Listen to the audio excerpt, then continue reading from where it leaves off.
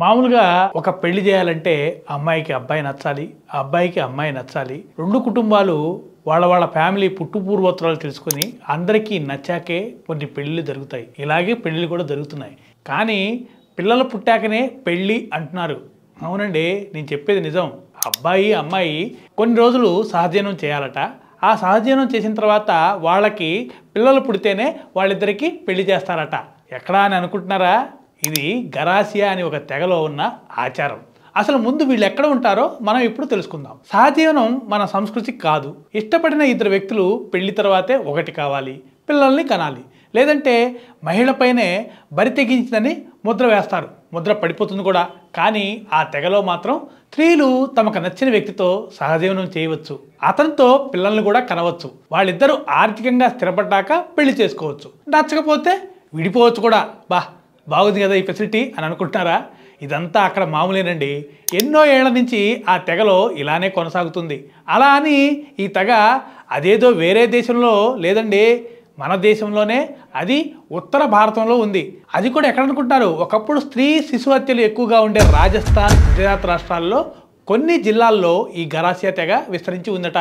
ఈ గరాసియా తెగ ఆచారం ప్రకారం యుక్త వయసులో ఉన్న అమ్మాయిలు వారికి నచ్చిన అబ్బాయిని ఎంచుకోవడానికి నిర్ణీత వ్యవధిలో 2 రోజుల్లో అక్కడ ఒక జాతర, అంటే ఒక ఉత్సవం లాంటిది జరుగుతుందట.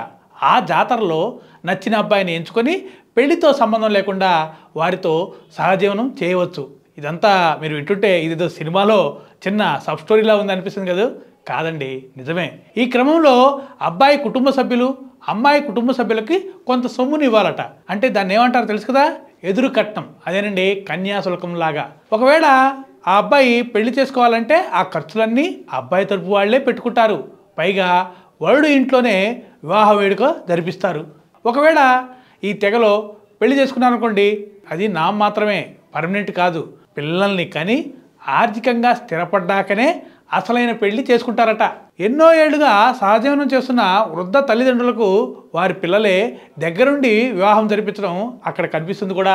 పైగా సహజీవనం చేసిన వ్యక్తి నచ్చకపోయినా స్త్రీలకు స్వేచ్ఛగా బయటికి వచ్చే వెసులుబాటు కూడా ఉంటుందట ఈ తెగలో.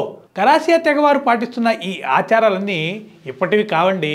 కొన్ని శతాబ్దాలకు పూర్వమే వాళ్ళు ఈ ఆచారాలు పాటిస్తున్నట్లు అక్కడి ప్రజలు చెప్తుంటారు. వినడానికి వింతగా అనిపించవచ్చు, కానీ ఈ ఆధారాలు కాలక్రమేణా వరకట్న వేధింపులు, మరణాలు, అమ్మాయిలపై అత్యాచారాలు వంటివెన్నో వాటిని తగ్గించాయని అక్కడి ప్రజలు చెప్తుంటారు. మొత్తానికి పెళ్లి విషయంలో ఇక్కడ స్త్రీలపై లేనిపోని ఆంక్షలు అవి పెట్టకుండా పూర్తి స్వేచ్ఛ కల్పిస్తూ వారి నిర్ణయాలను గౌరవిస్తున్నారని కొంతమంది కొనియాడుతున్నారు నెటిజన్స్.